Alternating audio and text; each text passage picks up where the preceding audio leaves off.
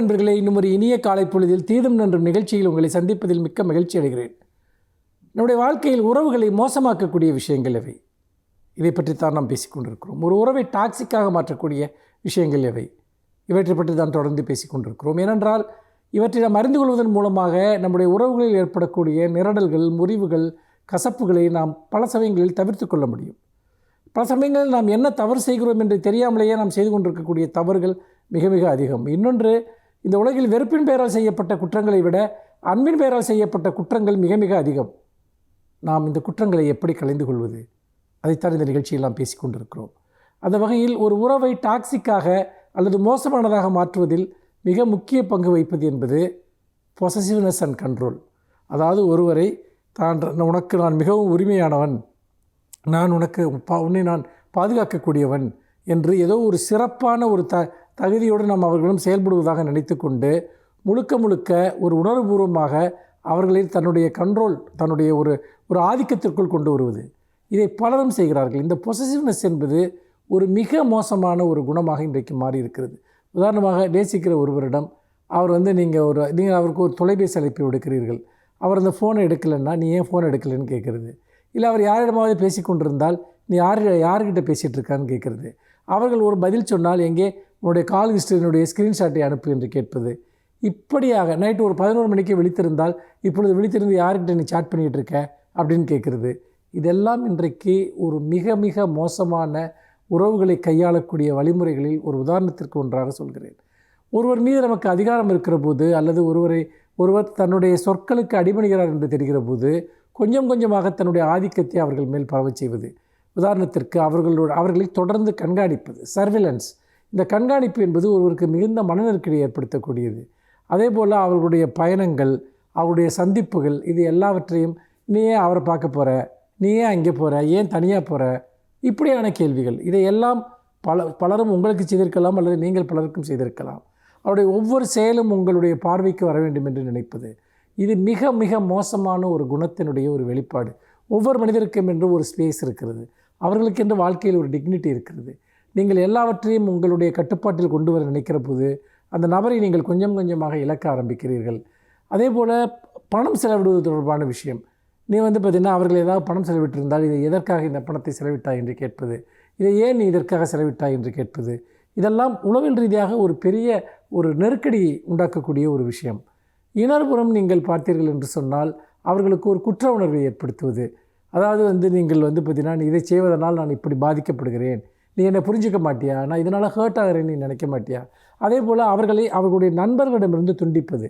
அதாவது பொசசிவ்னஸ் என்கிற பெயரில் அவருடைய எல்லா நண்பர்களிடமிருந்தும் துண்டிப்பது, அவர்களோடு தொடர்பில்லாமல் ஆக்குவது. கிட்டத்தட்ட ஸ்லேவரி, ஒரு அடிமைக்குழு தனமான ஒரு விஷயத்திற்குள் அவர்களை கொண்டு வருவது தான் அவர்களுடைய ஒரு நோக்கம். நாம் பலரும் இந்த குற்றத்தை செய்கிறோம். இதன் மூலமாக ஒரு தீராத அச்சத்தின் பிடியில் நாம் யாருக்கு இதை செய்கிறோமோ அவர்கள் ஆட்படுகிறார்கள். அதோடு அவர்கள் தன்னம்பிக்கை இழந்து போகிறார்கள். தன்னால் எந்த ஒரு இடத்திலும் சுயேட்சையாக செயல்பட முடியாது என்கிற மனநிலைக்கு வருகிறார்கள். அதோடு ஒரு ட்ராப்டு ஃபீலிங், அதாவது ஒரு சிறைப்பட்ட உணர்வு அவர்களை ஆட்கொள்கிறது. சிறைக்குள் இருக்கிற யாராவது மகிழ்ச்சியாக இருக்க முடியுமா?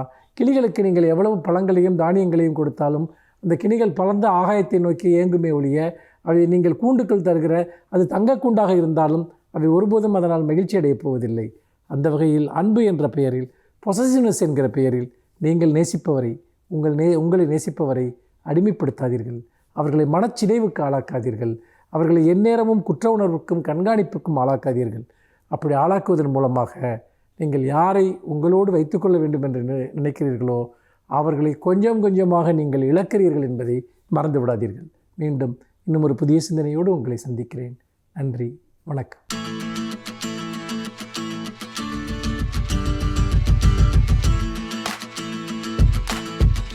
வணக்கம் நண்பர்களே.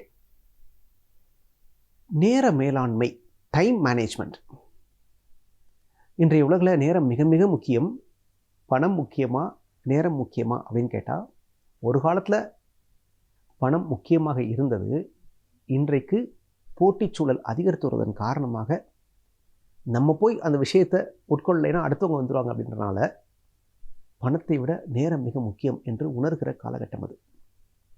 இப்போ நேரம் மிக முக்கியம்னா இந்த நேரத்தை அழகாக நிர்வகிப்பது எப்படி, நேரத்தை அழகாக பயன்படுத்துவது எப்படி, நேரத்தை அழகாக பயன்படுத்தி நம்முடைய உற்பத்தியை பெருக்குவது அல்லது நம்முடைய வர்த்தகத்தை பெருக்குவது எப்படி, அதை பற்றி நீங்கள் நம்ம பார்க்க போகிறோம். இணையத்தில் படித்த ஒரு விஷயத்தை தான் உங்கள்கிட்ட பகிர்ந்துக்க போகிறேன். உங்கள் நேரத்தை மிச்சப்படுத்தி அல்லது நேரத்தை அழகாக நிர்வகித்து உங்கள் வர்த்தகத்தை அதிகரிப்பது எப்படி, அதற்கு இதோ 10 ஆலோசனைகள் அப்படிங்கிற விஷயம் தான் இன்றைக்கி நம்ம 10 டிப்ஸ் பார்க்க போகிறோம். நேர மேலாண்மையை சரியாக கையாளுவதற்கான 10 டிப்ஸ். முதல்ல அவங்க சொல்கிற உத்தி என்னென்னா, என் நேரமும் பேப்பர் பேனாவோடே இருங்க, குறிப்பெடுத்துக் கொள்ளுங்கள். இதான் முதல்ல சொல்கிற உத்தி. நீங்கள் நேரத்தை மதிப்பவராக இருந்தால் முதல்ல குறிப்பெடுத்துக் கொள்ளுங்கள். எது வந்தாலும் உடனே நோட் டவுன் பண்ணுங்கள். ஏன்னா உங்கள் மனதில் அல்லது மூளையில் தோன்றுகிற ஐடியாக்களுக்கு வேகமாக இறந்து விடுகிற தன்மை உண்டு. ஒரு நாளைக்கு 100 ஐடியா தோணுச்சுன்னா 86 ஐடியாக்கள் தோன்றிய உடனேயே காணாமல் போயிடுமா. அவங்க இன்னும் பச்சையாக சொல்கிறாங்க, தோன்றிய உடனே செத்து போயிடும்ன்றாங்க. 86% ஐடியாக்கள் நீங்கள் குறிச்சிக்கலைன்னா காணாமல் போயிடும். 14% ஐடியாக்களுக்கு தான் 2வது தடவை 3வது தடவை உங்கள் மூளைக்கு எடுத்து கொடுத்துட்டே இருக்கும். அந்த வேலையை பண்ணலைன்னா நமக்கு திட்டு விழும், அந்த வேலையை பண்ணலைன்னா எனக்கு வருமானம் போயிடும் அப்படின்னு எதுக்கு முக்கியத்துவம் இருக்கோ அந்த 14% மட்டும்தான் நமக்கு திரும்ப திரும்ப நினைவில் வரும். மீதி 86% ஐடியாக்கள் நினைவில் வராது. எனவே ஐடியாக்கள் தோன்றிய உடனேயே குறித்து வைத்துக் கொள்ளுங்கள். இதுதான் நீங்கள் நேரத்தை மதிப்பதற்கான முதல் உத்தி, குறிப்பெடுத்துக் கொள்ளுங்கள் என்பதுதான். சரி, 2வது உத்தி, குறிப்பெடுத்துட்டா போருமா? குறிப்பெடுத்த வேலையை முடிக்க வேண்டும். ஒரு விஷயத்தை குறிப்பெடுத்துட்டீங்கன்னா செஞ்சுக்க முடிக்கிறோம். அப்போ ஒவ்வொரு நாளும் நீங்கள் திட்டமிடுங்கள், உங்கள் நேரத்தை திட்டமிடுங்கள். அது எப்படின்னா, முந்தின நாள் இரவு நாளைக்கு காலையிலிருந்து ராத்திரி வரை நான் என்ன பண்ண போகிறேன் அப்படிங்கிறத திட்டமிட்டணுமா. 1 2 3 4ன்னு சொல்லி ஒரு டு டூ லிஸ்ட், நான் என்ன செய்ய வேண்டும் என்பதற்கான பட்டியல், அது அழகாக திட்டமிடணுமா. அப்படின்னா என்னென்னா, மறுநாள் காலையில் எழுந்திரிச்சோன்னா நான் ரொம்ப பிஸி, நான் வெட்டி கிடையாது, யார்கிட்ட ஃபோன் இருந்தாலும் 2 நிமிஷத்தில் பேசி கட் பண்ணிடுவேன், வெட்டி அரட்டைக்கு போக மாட்டேன், தேவையில்லாமல் வாட்ஸ்அப்பு ஃபேஸ்புக்கு ட்விட்டர்லாம் தேவையில்லாமல் பார்த்து நேரத்தை விரையமாக்க மாட்டேன், ஐயோ போர் அடிக்குதே என்ன பண்ணுறது பாஸு அப்படின்லாம் யாருக்கும் ஃபோன் பண்ணி அரட்டை அடிக்க மாட்டேன், இந்த வெள்ளம் பண்ண மாட்டேன். ஏன்னா பிகாஸ் நான் பிஸி, என்னோடய ஷெட்யூல் ப்ராப்பராக இருக்குது. ஆக டூ டூ லிஸ்ட் தயாரிக்க வேண்டியது. அப்போ தான் உங்கள் நேரத்தை நீங்கள் மதிக்கிறீர்கள் என்ற அர்த்தம். 2. 3வது, சரி டூ டூ லிஸ்ட் தயாரிச்சிட்டா போதுமா? முக்கியமாக நேரத்தை மதிப்பவர்கள் அதிகாலையில் வேகமாக எழுகிற பழக்கத்தை கொண்டவர்களாம். நீங்கள் வாழ்க்கையில் வெற்றி பெறணும்னா உங்கள் நேரத்தை மதிக்கணும். நேரத்தை மதிக்கணும்னா காலையில் வேகமாக எந்திரிக்க சொல்கிறாங்க. எவ்வளோக்கு எவ்வளோ வேகமாக எந்திரிக்கிறீங்களோ அவ்வளோக்கு அவ்வளவு உங்களுக்கு வாழ்க்கை ஃப்ரெஷ்ஷாக தொடங்குவான். காலையில் 4 மணி 5 மணிக்கு அல்லது 6 மணிக்கு உங்கள் போட்டியாளர்கள் எந்திரிக்காத நேரத்தில் நீங்கள் எந்திரிச்சு உங்கள் வேலையை தொடங்கிடணும் அல்லது உங்கள் சிந்தனையை தொடங்கிடணும். நீங்கள் இயங்க தொடங்கிடணும், அதான் முக்கியம். பி எ இயர்லி ரைசர் அப்படின்றாங்க, வேகமாக எந்திரியுங்கள். சரி, 4வது, இடையில கொஞ்சம் கொஞ்சம் பிரேக் எடுத்துங்க. அன்றைக்கி முழு நாள் ஆக்டிவாக இருக்கணும்னு அவசியம் இல்லை. கொஞ்சம் கொஞ்சம் இடையில ஒரு 10 மினிட்ஸ் 15 மினிட்ஸ் பிரேக் எடுத்துங்க. பிரேக் எடுத்துகிட்டு உங்களுக்கு மனசுக்கு பிடிச்ச வேலையை பண்ணலாம், தப்பு இல்லை. அதையும் நீங்கள் லிஸ்ட்டில் நோட் பண்ணி வச்சுக்கலாம். எனக்கு இது இன்டர்வல், இது பிரேக்கு நோட் பண்ணி வச்சுக்கலாம். அப்படி இருந்தால் இன்னும் கொஞ்சம் ஃபாஸ்ட்டாக ஓடுறதுக்கான எனர்ஜி கிடைக்கும் அப்படின்றாங்க. சரி, அப்புறம் முக்கியமான விஷயம், மல்டி டாஸ்கிங்காக இருக்காதீங்க. எல்லாத்தையும் பண்ணணும் ஒரே நேரத்தில், அதை பண்ணுவேன் இதை பண்ணுவேன் எப்படி பண்ணுவேன், நான் ஃபோன் பேசிகிட்டே இதை எழுதிக்கிட்டே இதை யோசிச்சுக்கிட்டே, இதெல்லாம் வேலை கணக்காது. ஃபோன் மட்டும் பேசுங்க, இல்லை எழுத மட்டும் செய்யுங்க, ஏதோ ஒன்று மட்டும் பண்ணுங்கள். மல்டி டாஸ்கிங் பண்ணுறப்ப என்ன ஆகுதுன்னா எல்லாம் பாதியில் நிற்குமா. மைண்டுக்கு நமக்கு திறமை இருந்தால் கூட மைண்டு மல்டி டாஸ்கிங்க்கு ஒத்துக்காதான். நீங்கள் வெளிநாட்டுக்காரங்களாம் பார்த்தீங்கன்னா ஒரு வேலையை எடுத்தால் ஒரு வேலையை மட்டும் பார்ப்பாங்க. அந்த மாதிரி நீங்கள் பிளான் பண்ணுறப்ப மல்டி டாஸ்கிங்க்கு பிளான் பண்ணாமல் ஒரு வேலையை மட்டும் எடுத்து அதில் ஃபோக்கஸ்டாக ஒர்க் பண்ண முடியுமான்னு பாருங்கள். 6வது, நீங்கள் எந்த வேலையை எடுத்தாலும் அதுக்கு ஒரு டெட்லைன் வைங்க. நான் அந்த வேலையை எத்தனாம் தேதிக்குள்ளே அல்ல இத்தனை மணிக்குள்ளே இதை முடிச்சிடணும் அப்படின்னு ஒரு முடிவு எடுத்திங்கன்னா தான் அந்த வேலையை முடிக்க முடியுமா. பார்ப்போம் பாஸ் என்ன இப்போ எடுத்துட்டோம் முடிப்போம் அப்படின்னு ஃபைலை ஓப்பன் பண்ணிட்டு போட்டு போகிறல அர்த்தமே இல்லையா. டெட்லைன் வைக்க வேண்டியது ரொம்ப ரொம்ப முக்கியன்றாங்க. அடுத்து 7வதாக குறிப்பாக அவங்க என்ன சொல்கிறாங்க, ஒரு மீட்டிங் போனீங்கன்னா make most out of the மீட்டிங்கிறாங்க. ஒரு மீட்டிங் போனீங்கன்னா எவ்வளோக்குள்ள அந்த மீட்டிங் மூலம் நீங்கள் சாதிக்க முடியுமோ சாதிச்சுட்டு வந்துடுங்க. இன்றைக்கி இதை பார்த்துட்டோம் மீதி நாளைக்கு பார்ப்போம் பாஸ் அப்படின்னு எந்திரிச்சு வந்துடாதீங்க. அன்னைக்கே அப்போயே எவ்வளோ பேசி முடிக்க முடியுமோ, முடிஞ்சால் ஒரு டீலோட கடைசி லைனுக்கு வர முடியுமா வந்துடுங்க. Make most out of the meeting. எல்லா நேரத்தை மதிப்பு எல்லா மனிதர்களும் முடிந்தவரை ஒரு மீட்டிங்லேயே எல்லாத்தையும் முடிக்க ட்ரை பண்ணுகிறார்கள். அப்போ அவ்வளோ ப்ரிப்பரேஷனோடு போகணும், அதான் அதில் முக்கியம். அவ்வளோ ப்ரிப்பரேஷனோட போய் நமக்கு என்ன தெளிவு, என்ன வேணுன்ற தெளிவு இருந்ததுன்னா அந்த மீட்டிங்கில் நம்மளால் நிறைய சாதிக்க முடியும். அதை செய்கிறார்கள் வெற்றியாளர்கள். ஆக அதை நாம் செய்ய முடியுமான்னு பார்க்கணும். 2வது 8வது, there is no emergency in the life, there is no urgency in the life. அறக்க பறக்க பண்ணுற வேலையே கிடையாது. நீங்கள் திட்டமிட்டுட்டிங்கன்னா நிதானமாக பண்ணலாம். தள்ளி தள்ளி போடுறவங்களுக்கு தான் அந்த அர்ஜென்சி, எமர்ஜென்சி எல்லாம் வரும். திட்டமிடுகிற போது அர்ஜென்சி என்பதே உங்கள் வாழ்க்கையில் எதுவுமே கிடையாது. முன்கூட்டியே திட்டமிடுவதால் கடைசி நேர வேலை என்றதற்கும் நீங்கள் ஓட வேண்டிய அவசியம் கிடையாது. அடுத்து 9வது, always clean your inbox, make your inbox clean. இப்போ அப்படின்னா என்ன அர்த்தம்னா, நீங்கள் இமெயில் செக் பண்ணிங்கன்னா இன்பாக்ஸ் ஒன்று இருக்கும். அதில் ஒரு 100 மெயில் இருந்ததுன்னா உங்களுக்கு மைண்டே செக் பண்ணலாம், மைண்டே ஓடாது. எந்த மெயிலில் செக் பண்ணுறது, எதுக்கு வேலை பார்க்குறதுலாம் இல்லாமல் உடனே எல்லா மெயிலையும் கிளியர் பண்ணிட்டே இருக்கணுமா. உங்கள் டேபிளில் என்ன ஃபைல் வந்தாலும் உடனே கிளியர் பண்ணுமா. எப்போயுமே உங்கள்கிட்ட இருக்கக்கூடிய வேலைகளை முடித்துக்கொண்டே இருக்க வேண்டுமா. தள்ளி போடுவது அர்த்தம் இல்லை. அதுக்கு ஒரு நேரத்தை ஒதுக்கி முடிச்சிடணும். அது ரொம்ப முக்கியம். 10வது, ரீபில்ட் யுவர் ஹேபிட். இந்த பழக்கத்தை தொடர்ந்து திரும்ப பண்ணிகிட்டே இருந்தோம்னா இது நமக்கு கைகூடிடும். நேர நிர்வாகம் என்பது ஒரு பயிற்சியாக இல்லாமல் வாழ்க்கையோட அம்சமாக மாறிடும் அப்படிங்கிறாங்க. இதுதாங்க விஷயம். ஆக நீங்கள் நேரத்தை மதித்தீர்களேயானால், உங்கள் நேரம் உங்களுக்கு முக்கியம் என்று கருதப்படுமேயானால், நீங்கள் வாழ்க்கையில் வெற்றி பெற வேண்டும் என்று எண்ணினீர்களேயானால் உங்கள் நேரத்தை அழகாக திட்டமிட்டு வைத்துக் கொள்ளுங்கள். அதுக்கு முதல்ல குறிப்பிடுங்க அழகாக. 2வது டு-டூ லிஸ்ட்டை ரெடி பண்ணுங்கள். 3வது எல்லா வேலைக்கும் டெட்லைன் நோட் பண்ணுங்கள். 4வது காலையில் வேகமாக எழுந்திரிங்க, அதிகாலையில் வேகமாக எழுந்திரிங்க. 5வது இடையில கொஞ்சம் பிரேக் எடுத்துக்கங்க. 6வது மல்டி டாஸ்கிங் பண்ணாதீங்க, எல்லா வேலையும் ஒரே நேரத்தில் பண்ண இழுத்து போடாதீங்க. 7வது ஒரு மீட்டிங் போனீங்கன்னா அதில் நிறைய விஷயங்களை முடிச்சுட்டு வந்துடுங்க. ப்ரிப்பேர் பண்ணிட்டு போனீங்கன்னா நிறைய சாதனைகளை முடிச்சுட்டு வந்துடலாம். 2-3 மீட்டிங் போக வேண்டிய அவசியம் இருக்காது. 8வது எப்பயுமே உங்கள் இன்பாக்ஸை, அதாவது உங்கள் மெயில்ஸ் செக் பண்ணக்கூடிய இன்பாக்ஸை கிளியர் பண்ணுவீங்க. Like that. இப்போ உங்களுக்கு இதெல்லாம் நீங்கள் என்ன நினச்சாலும் ஒரு டேபிளை கிளியர் பண்ணி வைக்கிறது, என்ன ஃபைல்ஸ் வந்தாலும் உடனே கிளியர் பண்ணி வைக்கிறது அப்படிலாம் வைங்க. 9வது உங்கள் வாழ்க்கையில் அர்ஜென்சி அப்படிங்கிற வார்த்தைக்கு இடம் இல்லாத அளவுக்கு பார்த்துக்கங்க. ஒரு விஷயம் நெருக்குகிற போது தான் நான் வேலை பார்ப்பேன் இல்லாமல் அப்பப்போ திட்டமிட்டுட்டிங்கன்னா அது பிரச்சனை கிடையாது. 10வது இந்த பழக்கத்தை தொடர்ந்து பழகினீங்கன்னா, ரீபில்ட் யுவர் ஹேபிட், தொடர்ந்து இதை கை கொண்டீங்கன்னா வாழ்க்கையின் ஒரு அம்சமாக இது ஆகிவிடும். நேர நிர்வாகத்தில் நீங்கள் வித்தகராவீர்கள், வாழ்க்கையில் வெற்றி பெற முடியும். நன்றி, வணக்கம்.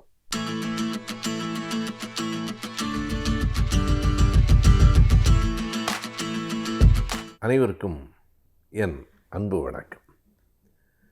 இன்றைக்கு இந்திய அரசியலில், சமூக பண்பாட்டின் அரசியலில் முதல் இடம் வகிப்பது எது?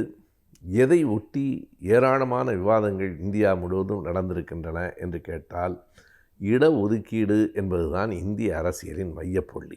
வேறு எந்த நாடுகளிலும் அது மையப்புள்ளியாக இல்லை. இடஒதுக்கீடு இல்லவே இல்லை என்று சொல்ல முடியாது. உலக நாடுகளிலும் இருக்கிறது. கருப்பு இன மக்கள் பல்வேறு இதங்களில் பாதிக்கப்பட்டவர்கள் என்பதால் அவர்களுக்கு தனியாக உரிமை கொடுக்கிற சட்டங்கள் உலகம் முழுவதும் இருக்கின்றன. அந்த சட்டங்களுக்கு அஃபர்மேட்டிவ் ஆக்ட் என்றும் ஈக்குவாலிட்டி ஆக்ட் என்றும் ஐரோப்பா, அமெரிக்காவிலே பெயர். தமிழ்நாட்டில் இடஒதுக்கீடு தான் சமூக நீதி, சமத்துவம் என்று சொல்ல முடியாது. ஆனால் சமூக நீதிக்கும் சமத்துவத்துக்கும் வழிவிடுகிற, அதை நோக்கி பயணிக்கிற ஒன்று இடஒதுக்கீடு. இந்த இடஒதுக்கீடு எப்படி வந்தது, அது யாருக்கு முதலில் வந்தது, எப்படி எதிர்ப்புகள் வந்தன என்பதெல்லாம் நீண்ட வரலாறு.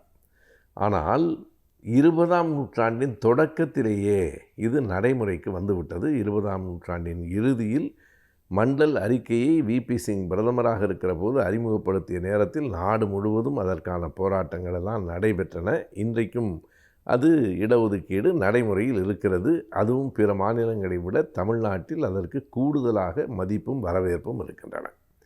ஆனால் அது எங்கே தொடங்கிற்று?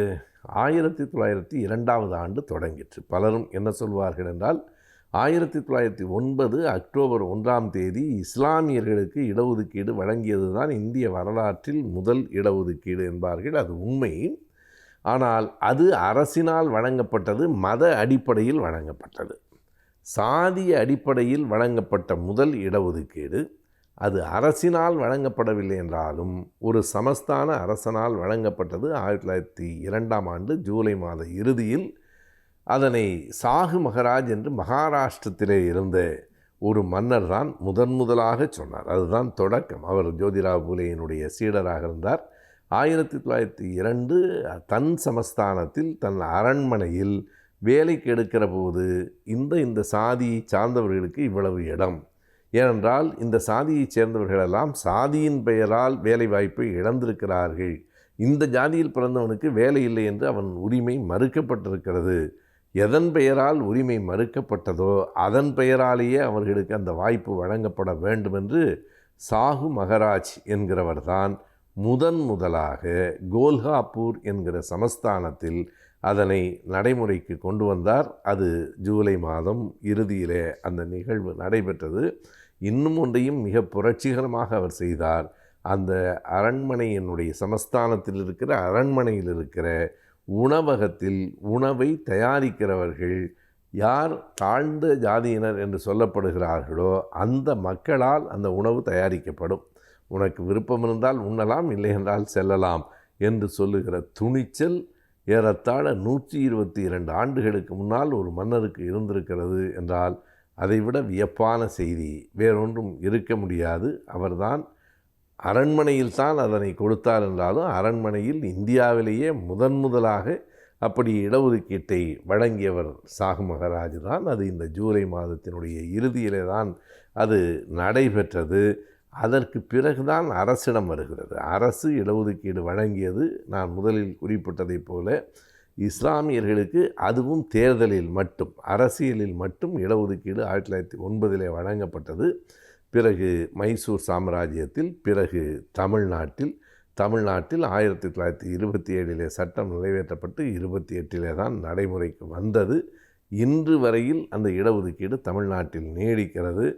மற்ற மாநிலங்கள் சிலவற்றில் கூடுதல் குறைவாக இருந்தாலும் தமிழ்நாட்டில் எப்போதும் இடஒதுக்கீட்டு உரிமை பற்றிய உணர்வுகளும் இடஒதுக்கீட்டிற்கான போராட்டங்களும் மிக துல்லியமாக நடைபெற்றிருக்கின்றன.